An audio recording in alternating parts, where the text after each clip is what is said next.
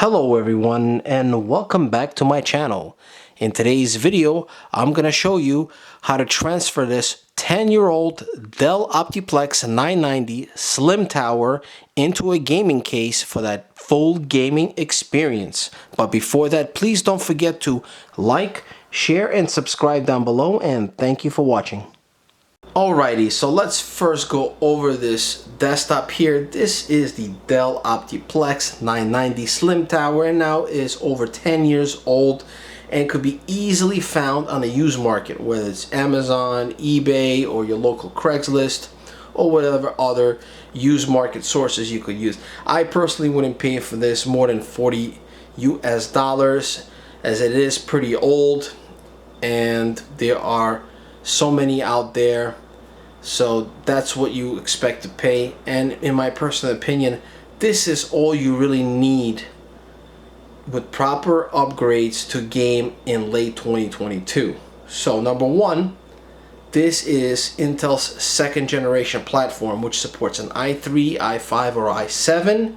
Also, this motherboard could go up to 16 gigs of DDR3 RAM and a capability to be transferred to a gaming case, which I'm going to show you, to put any kind of power supply you want in order to support some of the more powerful GPUs. That's right, even the latest and the greatest. But of course, I'm not going to go that crazy.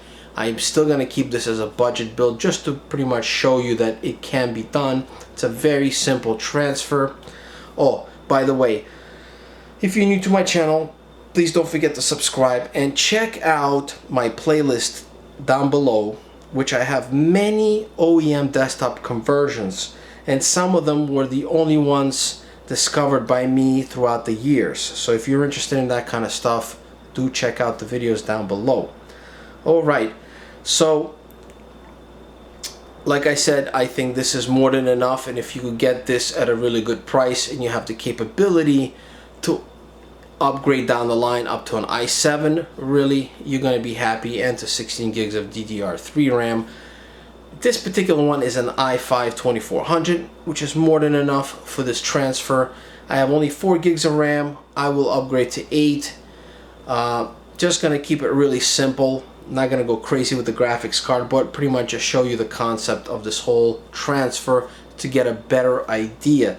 So now what I'm going to do is go ahead and take the parts out and go over all the connections. That way you don't get the errors after the transfer when you boot up to the Windows for that smooth gaming experience. So stay tuned for that. Alrighty, so here we have all the necessary parts out of the old Dell Optiplex 990 for a successful gaming case transfer. Now this is the most important part of the video, so please do pay attention. I'm going to try to cover all the stuff you need to know, that way you don't have to ask questions later. Okay, so let's begin. The first thing I want to mention is the size of this motherboard. That way you'll know what cases will fit. This is a micro ATX motherboard, standard size.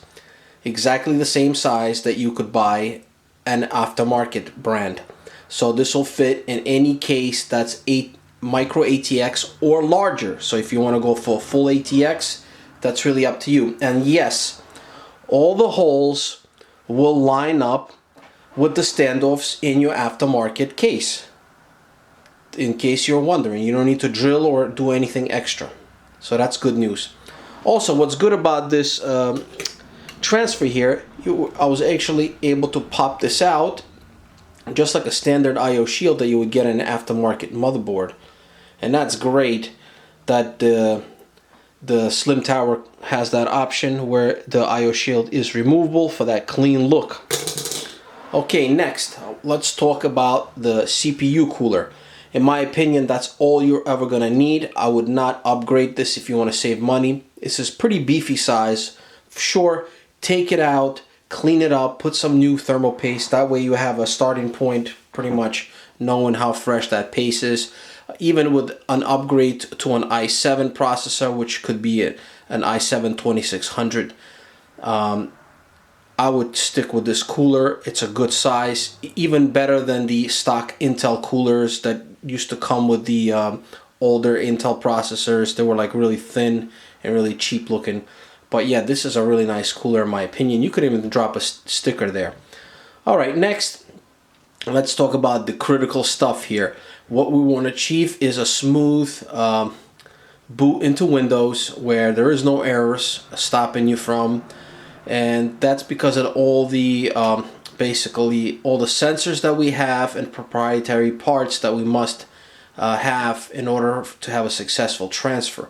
So let's start off with the one item here. This is a sensor here, temperature sensor. This is one item you will keep. Now there are other sensors that came with this motherboard. That's why I'm showing you all the things you need. There was a sensor here for open case intrusion, and there was another little sensor on the right side here, which you'll see like this little white little cap. You don't need those. All you need is just this one here that's closer to the RAM, okay? Okay, let's jump into the next item here. This is very important. This will also give you an error if you don't have this plugged in. Front I/O.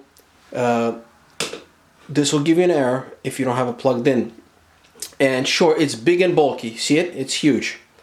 In some of my other videos that I've done, I was able to cut the wire and basically just put some electrical tape, and that's it, and it would still bypass the error. But in this case, from my experience, if you cut this wire and hide it underneath, you'll still get the error. So what we're gonna have to do is pop these open. This is very easy. This is just with a little flathead, couple little nudges here, 1, 2, 3 on each side, and this part will pop right open. And same thing with this plastic piece. That will give you more room to tug it in underneath the case without this big bulky piece. And I'll show you that later on in the final build, what I did. But again, yeah, we're not going to be able to cut this because the sensors will then go crazy and give you an error. And that's what you don't want.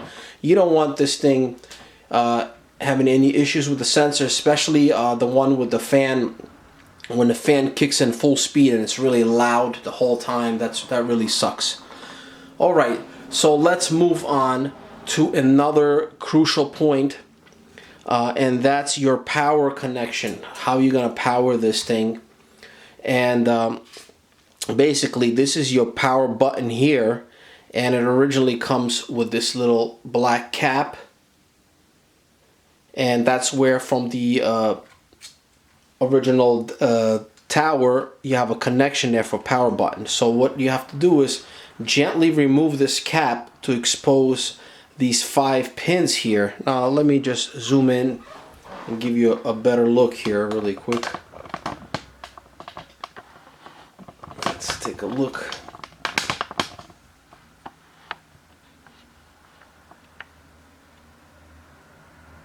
Okay, here it is. Let's get right there. Okay. Here it is. Right there. 5 pins. And I'm going to show you what I always do with these transfers to bypass. Again, this will be another error upon boot up. If you don't have it correctly, it'll say power button error or something like that. I use these motherboard jumpers. That's right, motherboard. They're very cheap, usually come in a pack of 10 or 20. You could buy them on eBay or Amazon. I mean, just for a couple of bucks. I have these 2 extra ones from some old broken motherboards that I'm going to use for this example. And basically, in your aftermarket case, the only front panel stuff you're going to use is just the power on button, power on wire. And what you'll do is, just to show you, you will put it to this first set of pins going vertical. That's where you're going to have the power button. And again, I'm going to show you this at the end. And then you'll have a dummy pin here. And then after the dummy pin, we're going to have basically another dummy pin. This will bypass the errors. Like that. There it is. And then the top 2 are open, and that's where the power, SW power, will be connected. Again, going vertical. So that'll eliminate your errors. And again, this is very crucial, and I will go over it one more time once it's all in the case, so you get a better understanding when I'll zoom in into that.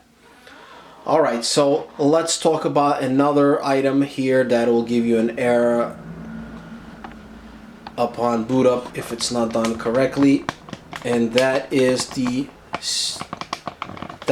hard drive fan. That's right. This thing comes with a hard drive fan in the front.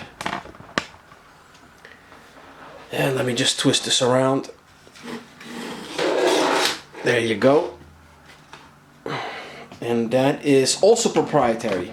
Just like the CPU cooler, it's a 5-pin proprietary connection here. Now, I may be one of these days able to test these and pop these caps. There are 5 pins, and you might be able to work around with an aftermarket fan, but I haven't done that yet. So this is going to be your fan that you want to take out of the Dell tower, and it's in the front, but a hard drive area, in the front panel area, and it has a really long wire. Now don't be confused by this. This is just for the build. Since I have a lot of extra parts, I have another old Dell proprietary fan that has 5 connections, so the wire is a lot shorter. The one you're going to have is going to have a really long wire. You must need that. You will use that for your exhaust fan. It's only this is an 80mm fan, so you will use that to transfer to the next case, and I'll show you that. So this is just same exact one that you're going to use, but this is a shorter wire. It's proprietary from another Dell.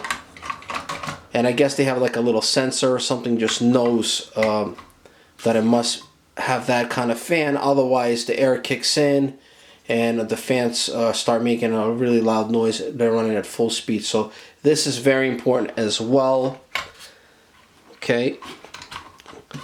So, and the last thing, the good news is about this transfer is that yes, you could use a basically any aftermarket power supply, and that's what I have. I have this extremely cheap 450 watt no name brand really power supply, and yes, you have a 24-pin connection and as well as your 4-pin connection, so you don't need no adapters. Now if you've seen my other videos, plenty of OEM desktops need special power adapters for the motherboard. This one doesn't, and that's really good.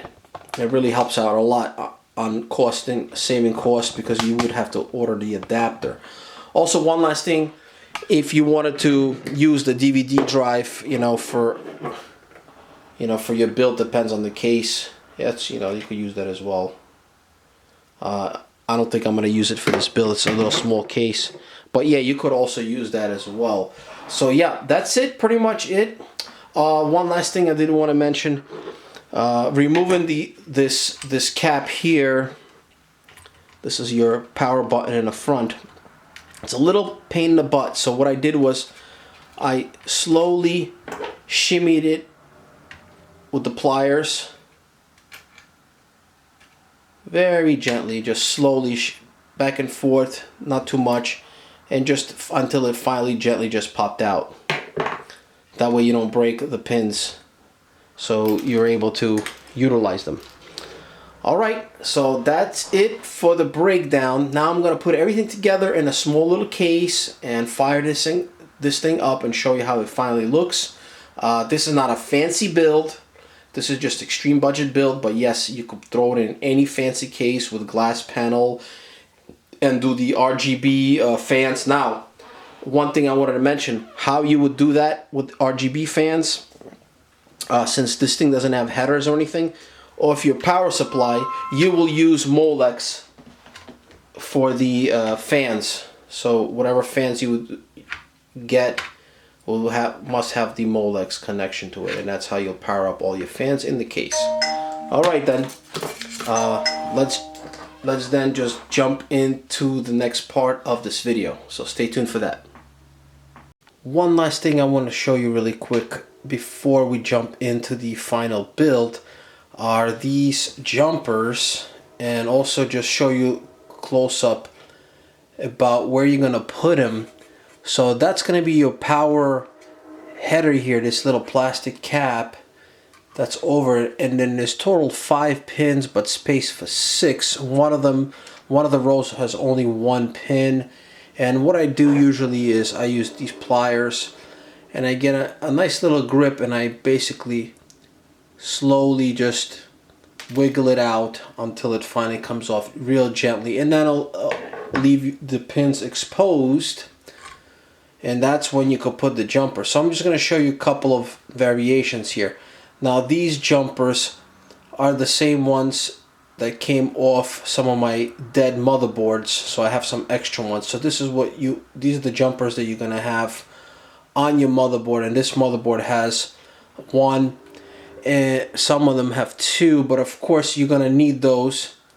But I have some extras. So these are some of the jumpers, OEM basically from Dell, but you could also order these on either Amazon or eBay, and they're pretty much the same thing but a little smaller, these black ones, if you could see.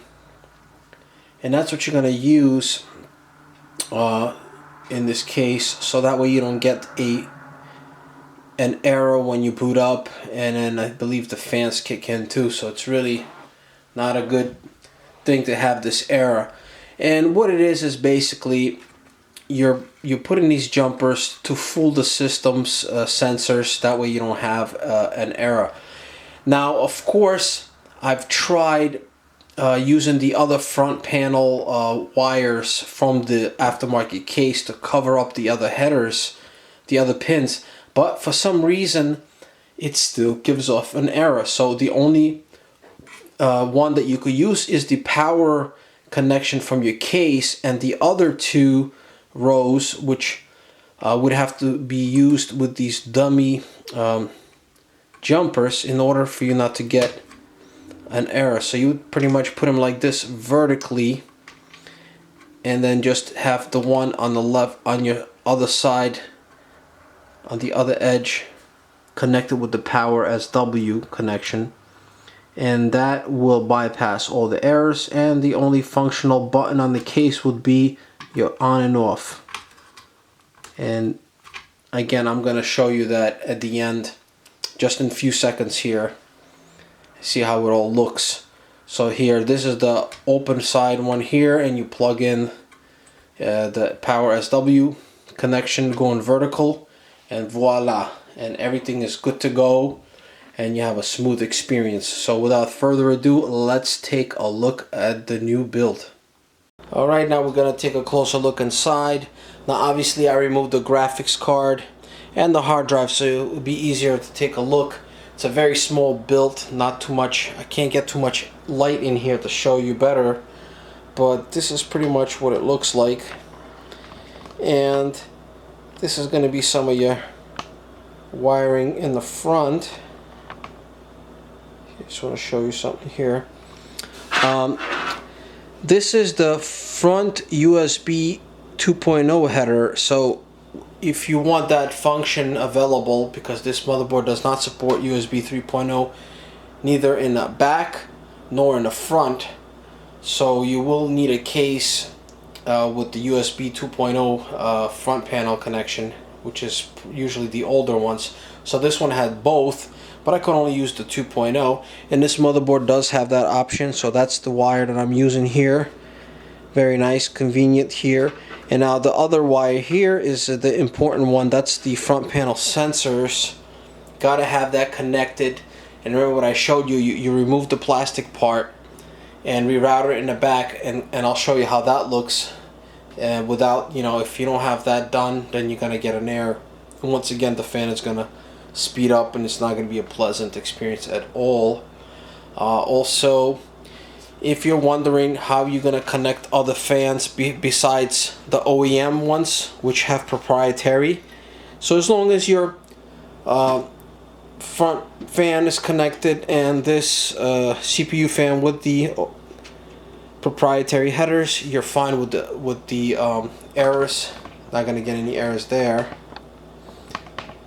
And then if you want to add additional fans to the motherboard, you'll use the Molex cable off your power supply, and that's what I have here in the front.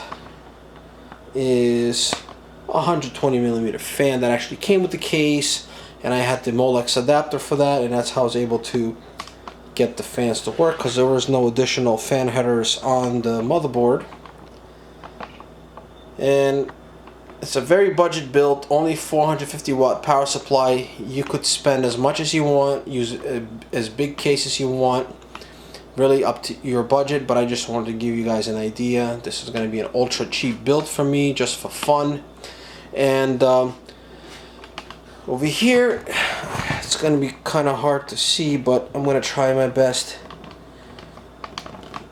As you could see, I have the one power SW front panel cable here going vertical on the left, and then on the right side I have the two jumpers to block off. Those got to be covered. If you don't, you're gonna get that error, and again, it's not gonna be a pleasant thing to do. So that's pretty much it. This is all you're gonna need for a successful conversion. And look at that, you could reuse the IO shield, looks beautiful. And just to give you an idea what it looks like from the other side, very messy, but yeah, that's how it looks here in the back. Pretty messy stuff. You see that's that big front panel connection. You see all those USBs here, your audio, sound, and mic. So I have it all there, and power LED just reroute in the back. So yes, you are not going to be utilizing the front audio jack for this one, so you would be able to use just the rear one, this one here, so you could work off of that. So that's pretty much it. Let me fire up one more game and I'll just wrap up this video. Alright, so here we are. The conclusion is this transfer is successful. Look at me here enjoying my Fortnite game. It's running really good. As you could see, I am using the GTX 1050 Ti paired with that i5 2400, 8 gigs of RAM. And really all you need is the setup to enjoy a lot of games out there. And you don't have to spend a lot of money. That's what I'm showing you here. And look at the temperatures. Everything is running smooth. Now I am using the performance beta settings here. The resolution here is 16 by 900p. That's this little monitor. I like to use this little monitor. It's very convenient, and it has built-in speakers. So yeah, and this is actually on epic settings and running real smooth, no problems. Very enjoyable game. Definitely not gonna have problems with FPS with a game like this, but really the sky is the limit with a build like this. If you guys like the video, please don't forget to subscribe. It's very important to share this video and also hit the like button. It really helps me out a lot to grow the channel. And I'll see you guys in the next video. Goodbye.